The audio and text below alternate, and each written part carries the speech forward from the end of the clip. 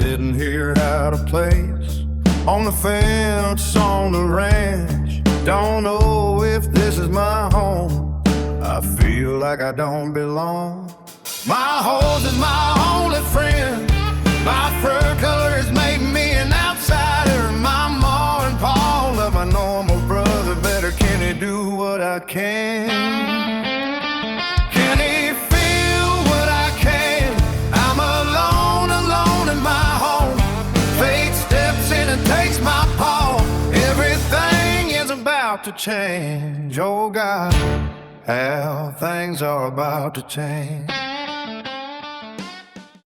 The Unwanted One Part 5. Pictures by WappaLou. Written by the Furry Sith Lord. Chase and Katanos looked out of the window in the upper part of the barn.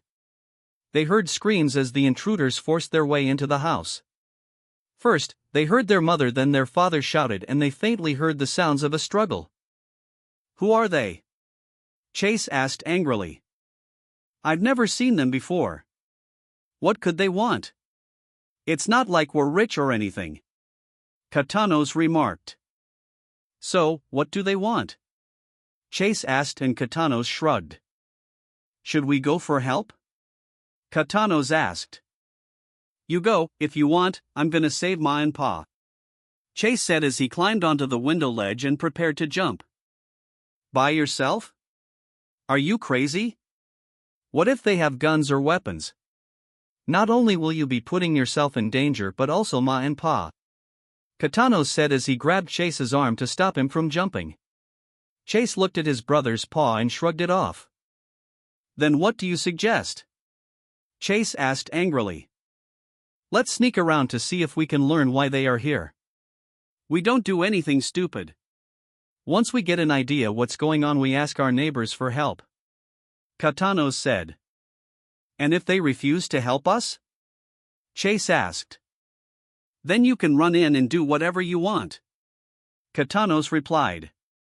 "Why do you care? You were the one who was gonna run away," Chase accused Katanos. "I can't leave knowing Ma and Pa are in danger. I'll leave after all this," Katanos said, and Chase snorted. "I think I heard voices."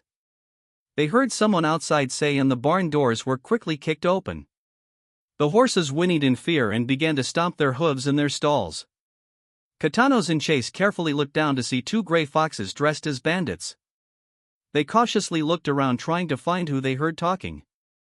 Chase found a rope and tied a lasso in order to capture them like he did his brother.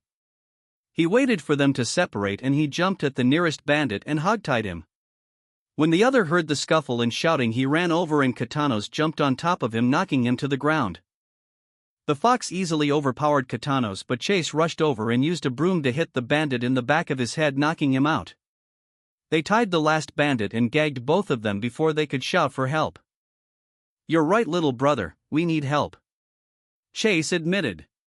He and Katanos crept out of the barn and ran on the road to their nearest neighbor. He owned a farm, but they hoped he would be able to get some of his farm hands to help them save their parents. "Leave all the talking to me," Chase ordered Katanos.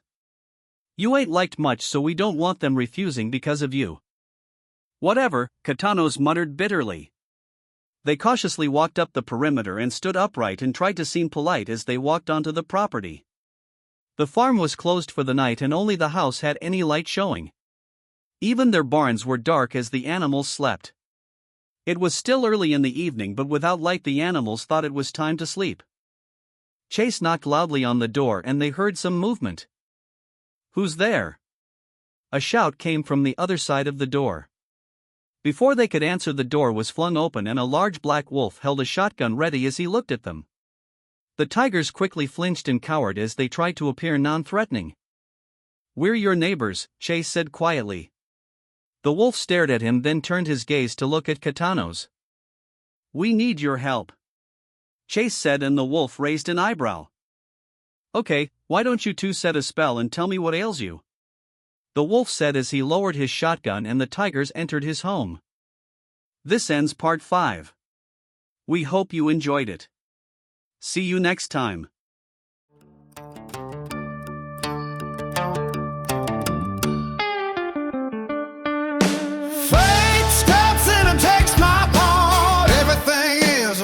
about to change. Oh God, how things are about to change. Oh God, how things are about to change.